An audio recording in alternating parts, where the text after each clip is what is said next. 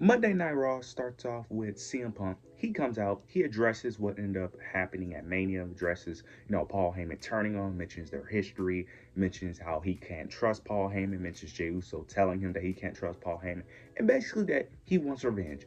Then you get Seth Rollins, their new faction. They come out, and Seth Rollins basically ends up saying that CM Punk is the one that can't be trusted, that it's all his fault. Mentions that CM Punk put Paul Heyman in a tough situation between him and Roman.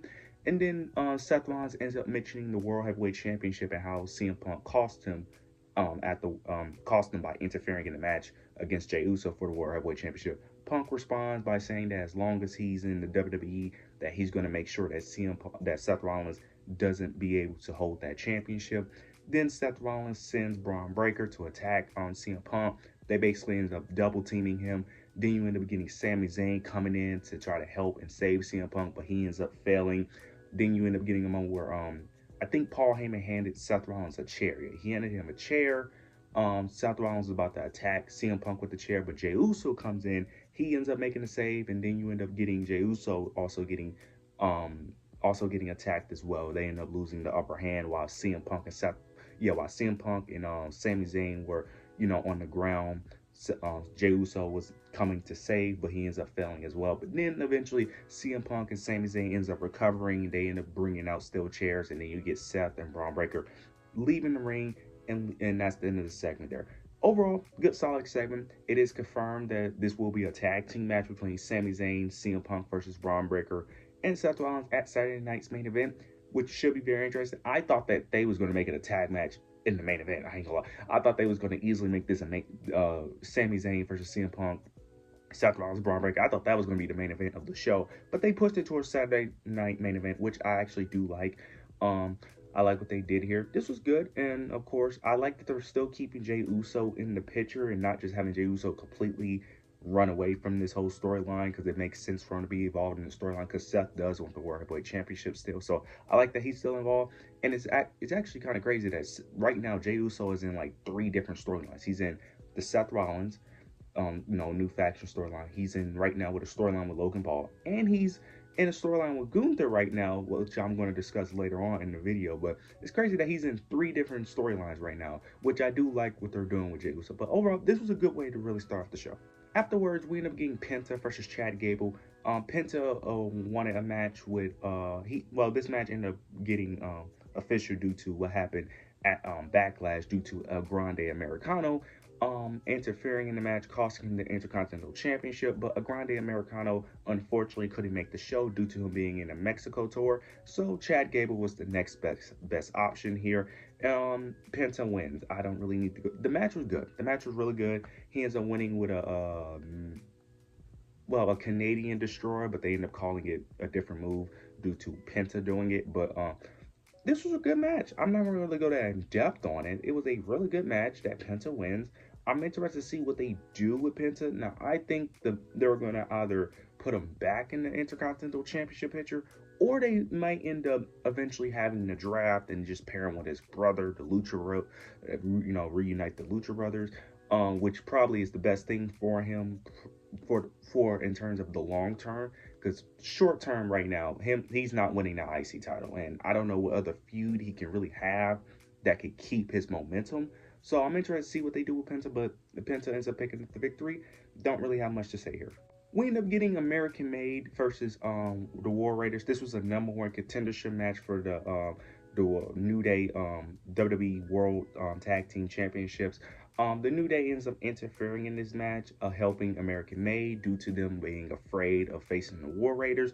American Made picks up the victory, but they end up pulling a Drew McIntyre situation where they end up winning the match, but they still make it a multi-man match anyway due to Adam Pearce having enough of the New Day constantly being in the mix of the War Raiders, business of trying to get the tag team titles. So he ends up basically making it a triple threat tag team match. I don't know when that match is going to happen, but I am interested in the story. This does make it somewhat interesting because the Raw tag team division, they have tag teams that are good from a character and in ring. They need story, and this is a decent story. It's not amazing, but it's at least they're trying. Because on Raw they didn't try at all. At least they're trying now with the Raw tag team division. Because SmackDown has it down packed with the teams, with the story, they have it down pat. On Raw, that's where they need to improve on. Now, it's only 3 teams. Hopefully, they can involve more teams into this. But I like what they're doing so far. At least they're trying with the Raw Tag Team Division. Because at first, they weren't trying at all. But at least they're trying something here. So this should be interesting, though. Now we end up getting a Jey Uso promo. He ends up basically discussing Logan Paul, discussing Saturday Night Main Event. Then you end up getting Gunther. He interrupts him, which I was very surprised by. Gunther comes out, and he basically ends up saying that Jey Uso isn't ready for the pressures of being champion. And he ends up mentioning, him being champion for 80% of the time he's been in WWE, and that Jey Uso won't be able to handle the responsibility of being World Heavyweight Champion. And then he ends up saying that whoever wins at Saturday Night's Main Event, he's going to be the next person in line to challenge either Logan Paul or Jey Uso, but it's going to be Jey Uso. I think June 9th, if I'm not mistaken. I think June 9th is the date that he said that he's going to face Jey Uso for the World Heavyweight Championship. And that he basically is saying that he's going to defeat Jey Uso, reclaiming what is his, and that he's going to put Jey Uso in his place. Jey Uso ends up clapping back, ends up saying that his place is exactly where he is now as World Heavyweight Champion, and that he's going to do what he did at WrestleMania, which is beat Gunther. And that's the end of the segment. I like this. I'm not mad at it because I do think Gunther needs a rematch. Now, I don't know how I feel about this because a lot of people don't like Jey Uso. A lot of people didn't like how he won at Mania. A lot of people don't even think he should have beat Gunther at WrestleMania, mainly on the internet. So that's going to be a little bit annoying seeing the comments because when he beats Gunther again, that's going to be very annoying to see. But I'm interested. I think the feud will be good. I thought the WrestleMania build wasn't the greatest, but it was decent overall. It picked up towards the end, and I think it's interesting.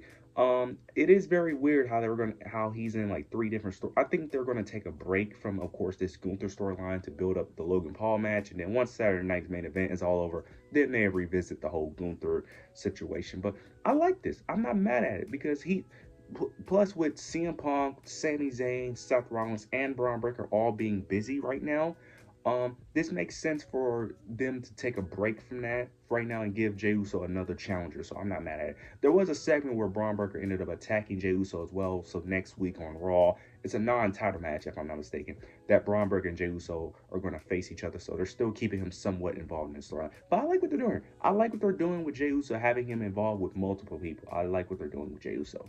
We end up getting Finn Balor versus AJ Styles. The Judgment Day interferes in this match, but Penta ends up making the save, and so getting rid of all the Judgment Day members, allowing AJ to pick up the victory. This is where I'm a bit confused on where Penta stands because it seems like Penta could still be in the Intercontinental Championship picture. It makes sense for Penta to interfere due to them interfering in his match.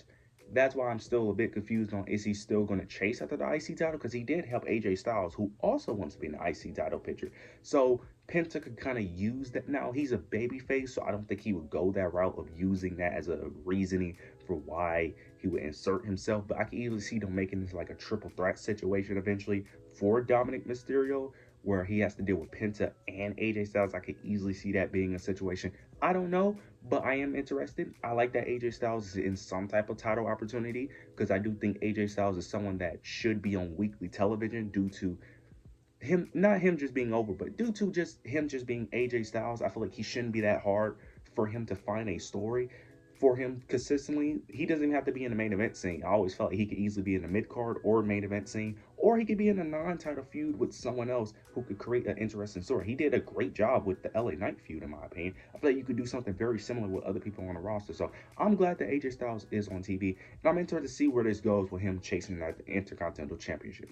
We end up getting Becky Lynch. We end up getting a promo for Becky Lynch, and basically she ends up having her promo was basically her saying that the reason she ends up mentioning why she ended up leaving the WWE for a couple months, and ends up mentioning that the reason why she left is because the fans wanted her to leave and that the fans hated her. She ends up mentioning her winning the World Heavyweight Championship and how the fans hated her. I like how she mixed a bit of realism and kept it kayfabe, because basically her promo was basically saying that you guys have been basically calling me Becky Hogan and you guys are tired of me being in the spotlight and tired of me winning championships.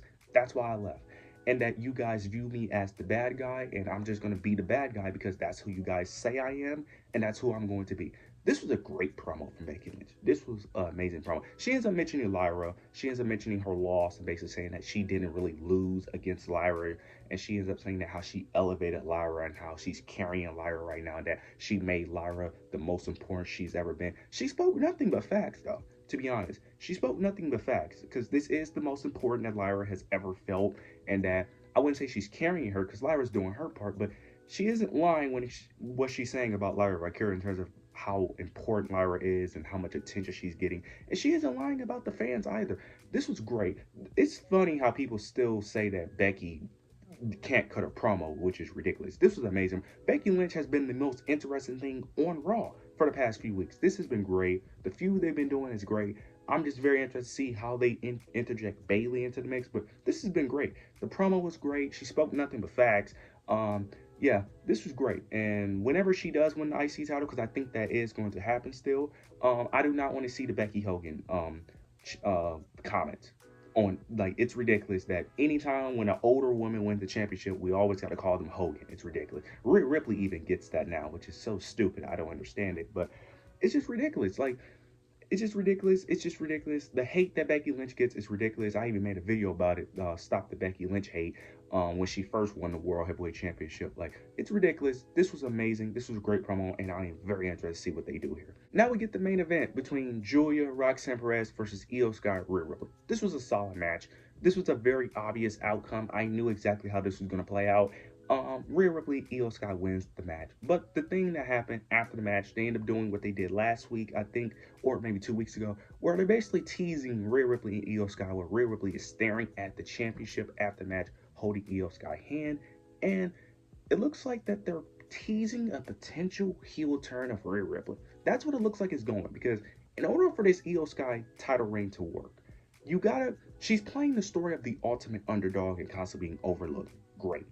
The thing is, though, she needs dominant heels in order to make this work. There isn't no dominant heel on Raw, so she can't really be a underdog when there's no top heels.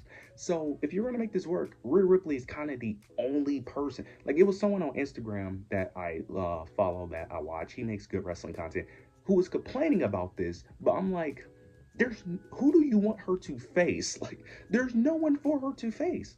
Unless we're going to do Julia and Roxanne Perez for the World Heavyweight Championship. So, outside of those women, when we know that Julia and Roxanne aren't beating her, Rhea Ripley is the only choice. Now, I am interested to see, are they actually going to turn her heel? Because turning her heel would make it a lot more interesting. Because doing a babyface Rhea Ripley versus a babyface Io, I don't want to see it. I'm sorry. I'm interested in the feud, but if it's going to be babyface, no. If one of them turns heel, which is going to be Rhea Ripley in this situation, I'm down for it. I'm all down for it. I don't see why people complain about it, because Rhea Ripley's in the prime of her career. I don't understand why people are mad at this. It's like, who do you want her to face? Because the Raw women's division is lacking heavily.